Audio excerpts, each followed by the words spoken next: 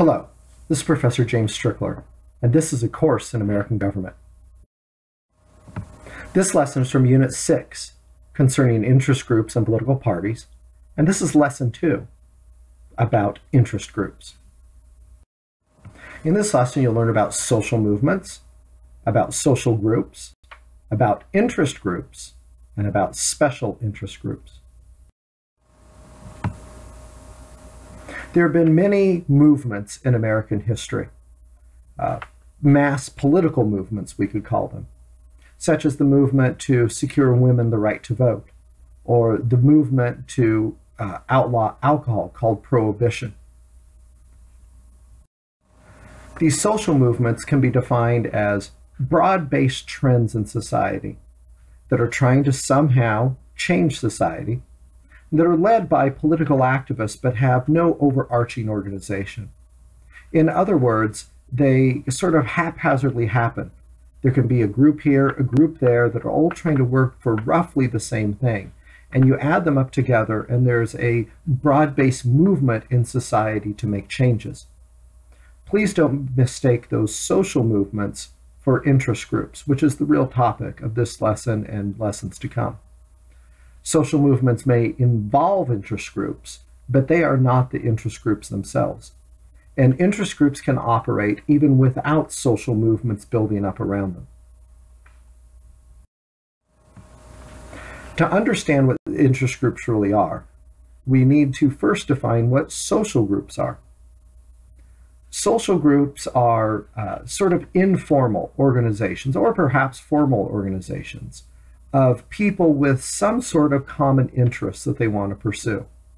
On this slide, you see examples of sports fans, or religious congregations, or social clubs of some sort. All those can be social groups. So a social group is an organization of people that have some sort of common interest, whatever it may be, and whether or not this group is formally organized or informally created. Any group of people that have some sort of common interest we can call a social group.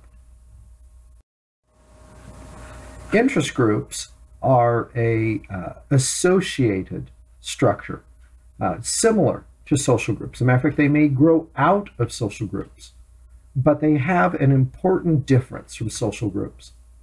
Here are some examples of interest groups on this slide.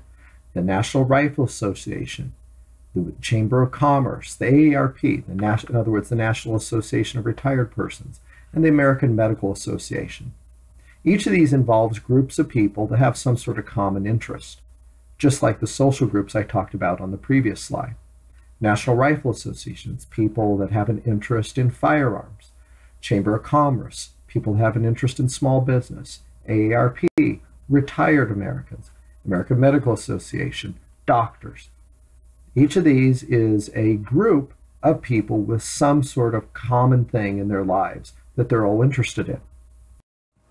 But what makes an interest group different than a social group, like I talked about a little bit earlier in this lesson, is that interest groups are formally organized to put pressure on government to do things for them.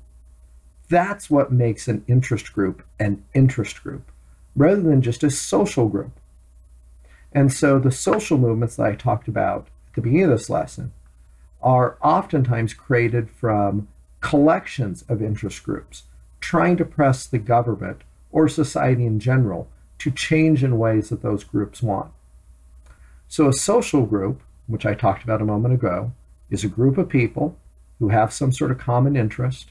What transforms them into an interest group is that they begin to put pressure on government to do things for them, to change laws the way they want them, to set up programs that they think will benefit them. It's the fact that they try to get government to do stuff for them is what changes a group, a social group, into an interest group. Interest groups are sometimes called by other names. Advocacy group is just another term for interest group. Pressure group is just another term for interest group. Regardless of what name you hear, they're all describing the same thing. It's groups of people with a common interest that then put pressure on government to do stuff for them. So an interest group has two characteristics. They are collections of people with a common interest or cause or passion or whatever it is, and they try to get government to do stuff. Sometimes you'll hear interest groups described as special interest groups. Now, you can see by the cartoon that I have on this slide that they're being depicted in a negative way.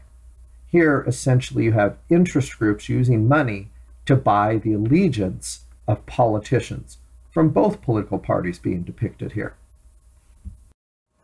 So special interest group is a negative term or a pejorative. It's used to describe interest groups that are viewed as seeking some sort of special advantages over others in society. That's why they're called special interest groups. The special part of that implies that they're wanting something more than or different from what the rest of us would get. They want special treatment. But the truth is that this is what every interest group does. This is what defines them as interest groups, that they all want their special thing from the government. They want something done differently than it would otherwise be done if they weren't putting pressure on the government to get it. So every interest group is a special interest group.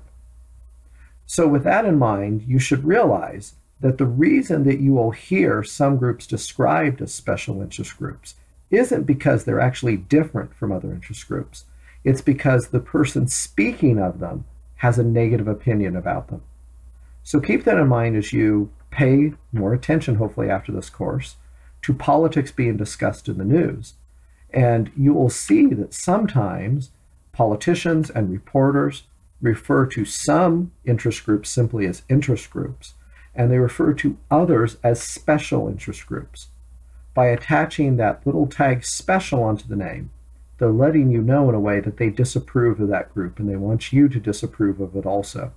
They want you to think that that group is getting somehow special favors, while the other groups are not. But the truth is, that's what every interest group is trying to do. Now let's review what you learned in this lesson. What is a social movement? Is it some group or organization that tries to change society? Does it involve lots of people? Is it just not one leading group, but maybe a collection of other groups? Or is it all of the above? A social movement is all of the above. It's trying to change society, involves lots of people, it's broad-based, but there's not one group in charge of it. Instead, there's a variety of groups that may be involved. What is a social group? Is it a formal organization? Is it people with a common interest? Is it people that have the same characteristics? Or is it a group pressuring the government to do something for them? A social group is simply a group of people with a common interest, such as the fans of a particular football team or the members of a particular religious congregation. What makes a group an interest group? In other words, what transforms a social group into what we define as an interest group? Is it that they share the same goals? That they are formally organized? That they have a common interest?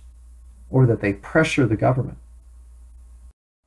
What makes a group an interest group is that they put pressure on the government to do things for them. Which interest groups are special? Is it only those seeking new laws? Or only those seeking exceptions to laws? Or is it only those seeking tax breaks? Or is it all interest groups? The correct answer is that it's all interest groups are special. But that label, special, tends to only get applied by people who are speaking of interest groups in a negative way, implying that these interest groups get special treatment different than everybody else, which is true of all interest groups. At least that's what they're trying to get.